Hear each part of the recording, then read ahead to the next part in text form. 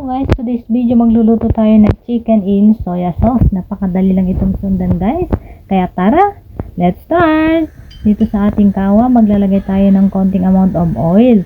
Yung tama lang na panggisa dito sa ating chicken para hindi siya masyadong oily. So ayan guys.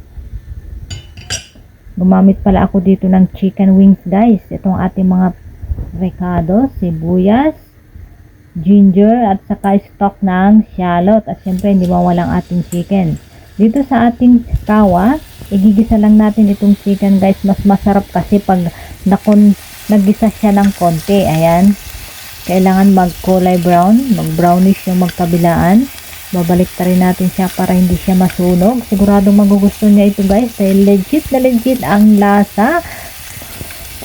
Kung bago ka pa lang dito sa ating channel guys, kung gusto nyo yung ganitong klase ng video, please comment down below, subscribe and follow. So ayan guys, ganito lang itsura niyan. Maglalagay na tayo ng konting light soya sauce or toyo.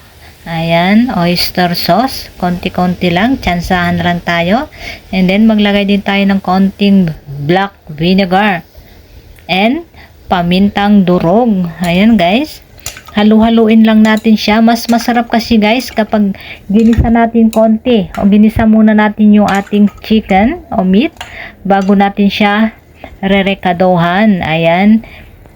Tinusok-tusok ko pala dito sa gitna o sa ilang parte nitong aking chicken wings guys para papasok yung lasa dito sa loob para hindi lamang sa labas. So yan guys, kapag okay na, maglalagay lang tayo ng warm or boiling water. Kailangan kumukulo yung pandagdag natin guys.